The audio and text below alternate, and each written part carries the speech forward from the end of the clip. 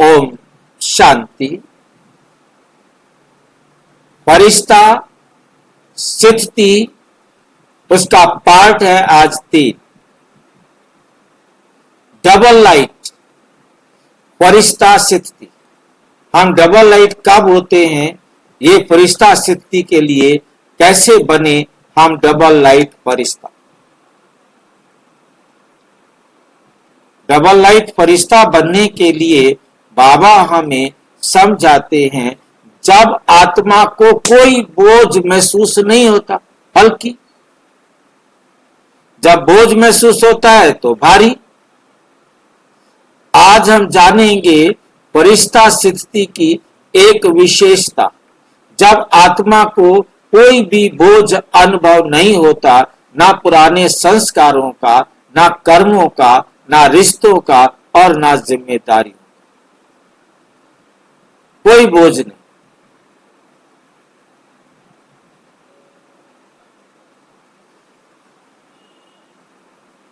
बोझ कब होता है?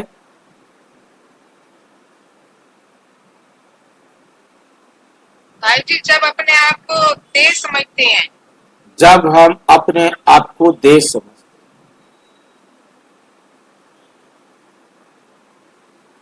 आत्मा समझेंगे तो बोझ नहीं होगा।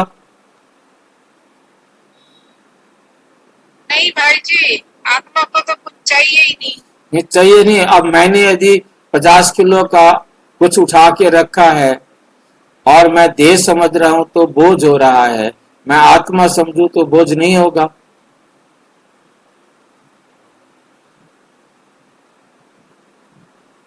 हाँ जी भाई जी, फिर नहीं होगा। फिर हम आत्मिक स्थिति में आ जाते हैं, देह से अलग हो जाते हैं। तो बोझ तो है ना।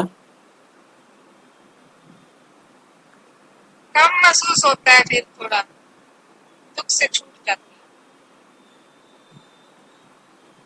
है। एक लड़की ने अपने छोटे भाई को उठा के रखा हुआ था। उसको कहा, बेटा इतना बोझ क्यों उठा के रखा है, इसको उतार दे नीचे, बड़ा है, खड़ा हो सकता है, चल सकता है। मेरा भाई है, ये बोझ नहीं है ये।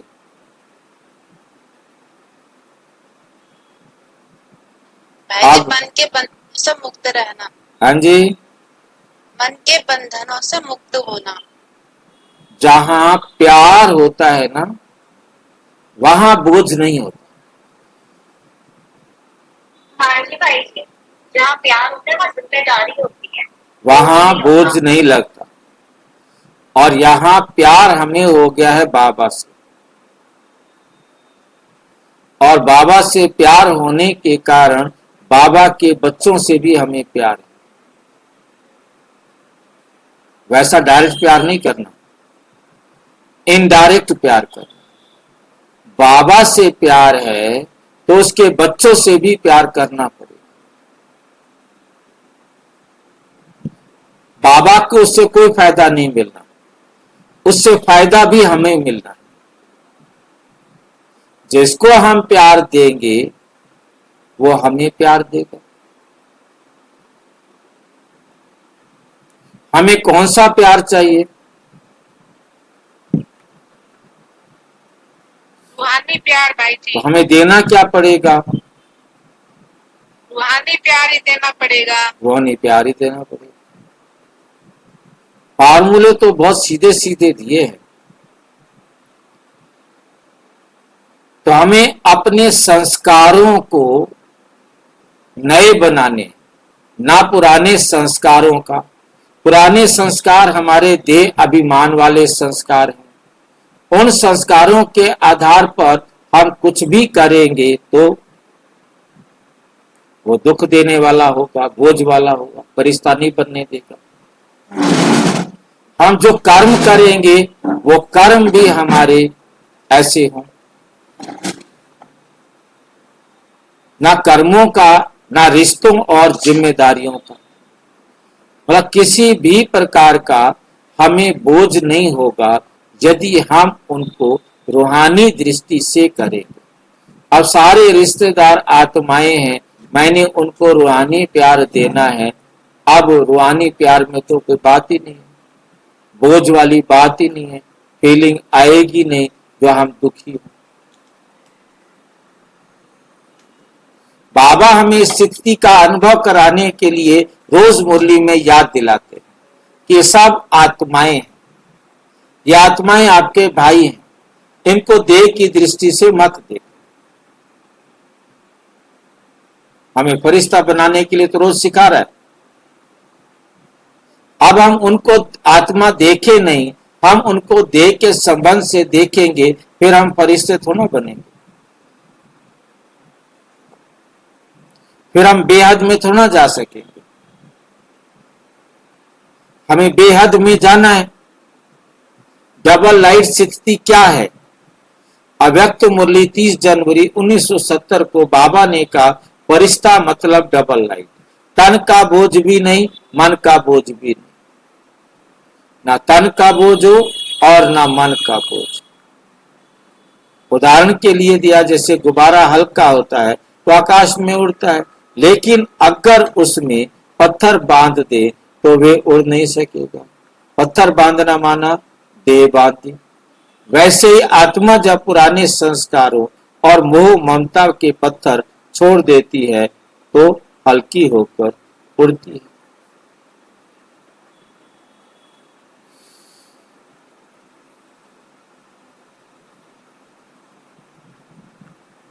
नंबर 2, पुराने संस्कारों का बोझ उतारना है।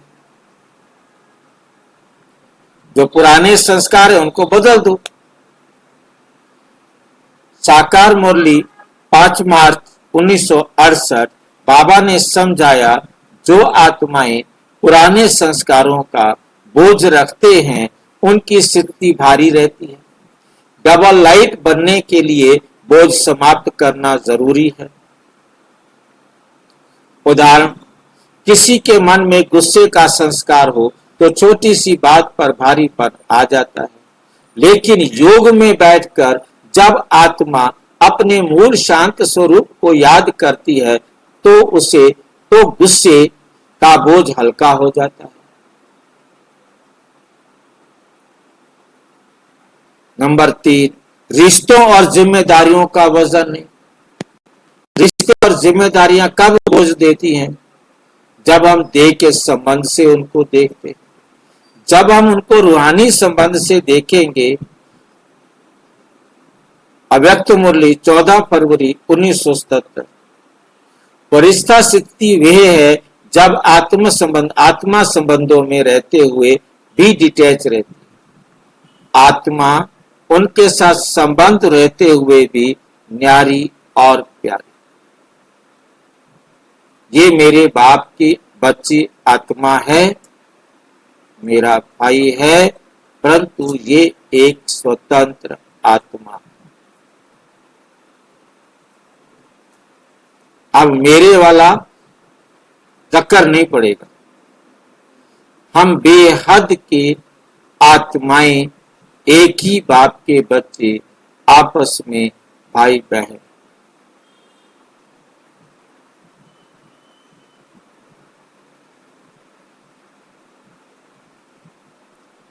तो ये जब स्मृति में रहता है तो वे जब आत्म संबंधों में रहते भी डिटैच रहती और किसी जिम्मेदारी का वजन अनुभव नहीं करते।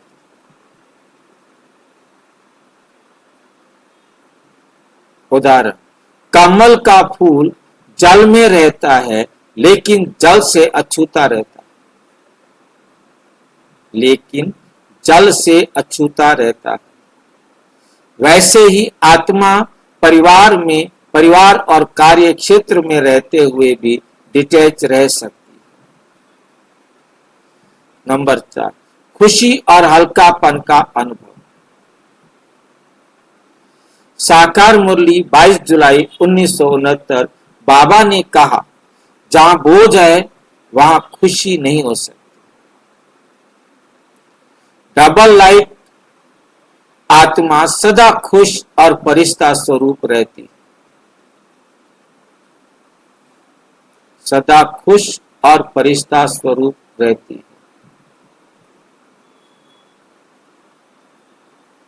उदाहरण, खुश का मतलब क्या होता है भाई जी? क्या है? खुश का मतलब क्या होता है? खुश का मतलब होता है जिसको खाने को लड्डू मिल जाए तो उसको होता है। एक मजदूर अगर अपने सिर पर 50 किलो का बोझ उठाए तो उसका चेहरा तनावपूर्ण होगा,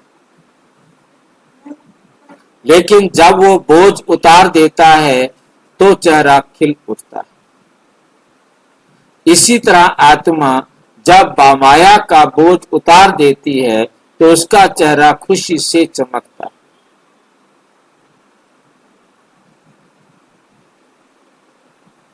निष्कर्ष।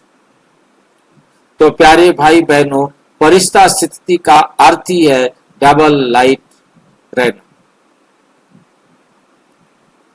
कोई भी बोझ, चाहे पुराने संस्कारों का हो, कर्मों का हो, रिश्तों का हो, अनुभव ना हो, बोझ चाहे कोई भी हो, परंतु वो मुझे बोझ अनुभव नहीं। जब मैं सारे रिश्ते रूहानी दृष्टि से देखूंगा तो बोझ नहीं होगा।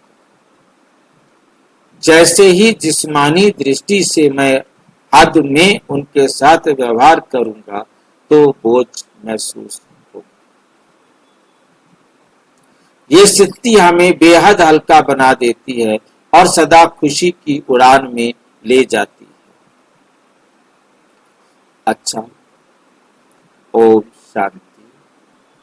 और विस्तार से जानने के लिए प्रजापिता ब्रह्मा कुमारी ईश्वरीय विश्वविद्यालय के किसी भी सेवा केंद्र पर संपर्क करें, और यदि कोई प्रश्न है तो 9213106986 पर केवल टेलीग्राम करें, 9650692270 पर केवल व्हाट्सएप करें। फोन नहीं। ओम शांति।